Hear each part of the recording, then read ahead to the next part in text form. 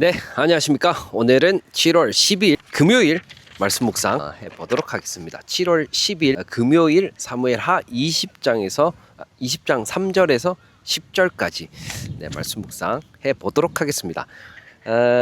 오늘 내용은 다윗이 이제 황궁한 예루살렘으로 황궁한 이후에 그 후궁들을 처벌하고 그 다음에 그 다윗이 아마사에게 이제 아마사에게 뭘 하라 그러고 정한 기일에 돌아와서 일단 다시 내란을 잠재울 그 어제에 이야기했던 그 누구야 어제 세바를 정리하기 위해서 아마사에게 시키죠.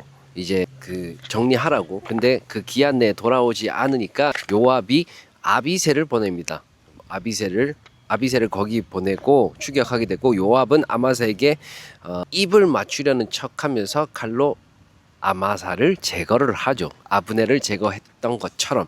그것이 오늘의 그런 내용입니다. 오늘 제가 묵상한 내용은 사실은 후궁에 좀 더 집중을 묵상을 해봤습니다. 우리 후궁들 묵상해 보도록 하겠습니다. 다윗은 자기를 저주했던 시므이를 용서했습니다. 사실은 자기를 배신했을지도 모르는 무비보셋에게 땅을 다시 돌려줬습니다.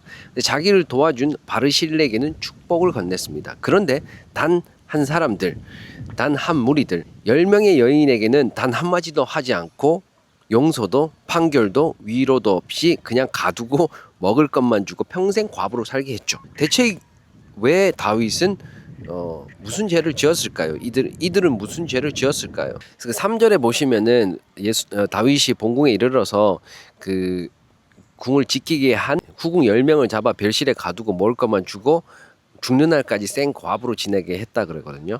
근데 사실은 이 장면을 이해하려면 8장 전으로 넘어가야 됩니다. 11장에서 8년 전으로 돌아가야 됩니다. 11장에서 다윗이 밧세바와 범죄를 합니다. 그리고 나단이 네 처들이 눈앞에서 내 이웃에게 주리니 그 백주의 여인들과 동침하리라 이렇게 나오죠. 12장에. 그래서 아히도벨이 이런 반란을 이 계획을 짜고 압살롬이 이스라엘이 보는 앞에서 지붕 위에서 10명의 후궁들과 공개적으로 동침합니다. 그래서 사실은 20장 3절의 말씀은 완전히 그 예언이 성취된 그런 모습이죠. 뒷수습의 자리입니다. 그것이 완전히 이제 이루어졌죠. 그런 예언이. 다윗의 죄가 이 여인들을 통해 심판의 도구가 되었고, 이제 그 여인들이 그 결과를 평생 짊어지게 되었습니다. 아쉽게도. 율법대로라면 사실 유부녀가 다른 남자와 동침하면 사형입니다. 그러니까 그 후궁들도 압살롬 자기의 의지가 있었던 없었던 그 신명기에 따르면은 그들은 유부녀였기 때문에 남자와 동침하면 죽음을 감당해야 됐습니다. 하지만 그 율법 안에는 예외 조항이 있었거든요. 정할 수 없는 상황이나 강간이죠. 여성에게 죄를 묻지 않는다. 그 압살롬이 궁을 장악한 상태에서 궁을 지키던 이 여인들에게 선택권이 있었을까요? 본문은 이것을 명백한 정치적 상징 행위로 그리죠. 사실은 이들은 가해자가 아니라 피해자였기 때문입니다. 그러니까 이 후궁들은 옵션이 없었죠. 왕이 그렇게 해야 된다는데 좀 아이러니하긴 하지만 어쨌든 그런데 다윗은 이들을 죽이지 않으면서도, 왜냐하면 무죄니까, 그게 예외 조항이니까 동시에 다시 아내로 받아들이지도 않습니다. 왜냐하면 또 그 신명기에 부정한 아내는 그 받아들일 수 없다는 조항이 또 있어요. 그게 그러니까 죄는 없어. 그러나 되돌릴 수는 없어. 그 옛날대로 후궁이 될 수는 없어. 이것이 그 오늘 본문 3절에 있는 아주 무거운 이유입니다. 완전히 무죄 선고도 아니고, 그리고 완전한 유죄 판결도 아니에요. 유죄도 아니고 평생 애매하게 중간에서 격리된 존재로 살아가야 된다는 그런 상태를 오늘 말씀 3절에 나와 있거든요. 19장 내내 다윗은 말합니다. 시므이에게 사면을 선언하고 무비보셋에게 판결을 내리고 바르실레에게 축복의 말을 건넵니다. 그런데 이 여인들에게는 단 한마디도 하지 않습니다. 본문은 다윗의 죄책감도 미안함도 어떤 것도 기록하지 않습니다. 그냥 가두고 부양했다.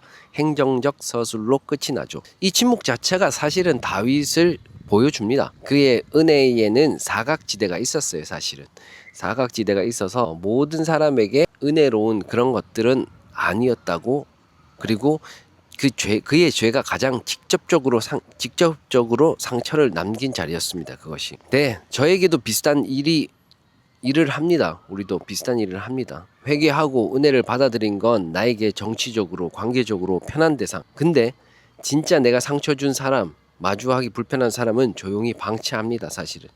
그리고 어쩌면 더 무서운 건 우리 스스로에게 이걸 할 때입니다. 내 스스로에게 나에게 이런 과부의 후궁들에게 했던 그런 행동들, 조치들. 사실 죄가 없는데도 사회적 규범, 지나간 시간, 환경, 배경 때문에 내 스스로를 평생 격리시키고 있지는 않습니까? 내 스스로를 격리시키고 있습니다.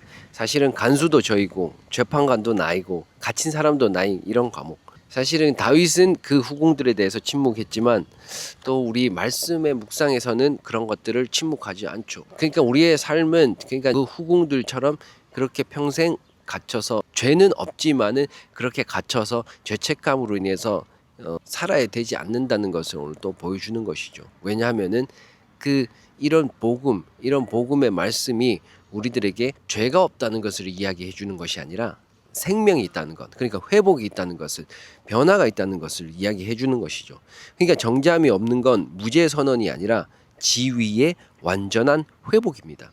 격리의 종료예요. 다윗이 하지 못한 것을 우리 또 예수 그리스도가 그런 일을 한다는 것이죠. 그러니까 우리에게 다시 자유함을 주고 회복함을 주고 그 힐링, 그런 것들이 필요하다는 것을 오늘 말씀으로 묵상을 해봤습니다. 내가 내 스스로에게 후궁의 그 처한 조치를 나에게 계속하고 있지 않나라는 것을 오늘 다시 묵상해봤고요.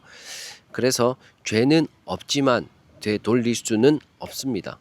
죄는 없습니다. 후궁들이. 그러나 되돌릴 수 없기에 우리가 다시 한번 그런 내 스스로의 삶을, 그리고 내 생각으로서의 어떤 내가 묶여 있거나 아니면 내가 어떤 매여 있거나 얽매여 있거나 이런 것들을 풀어주는, 그리고 그것들을 해방하고 회복하는 그런 계기가 필요하고 그런 것들이 필요합니다. 어쨌든 네, 오늘 말씀 묵상 해봤고요.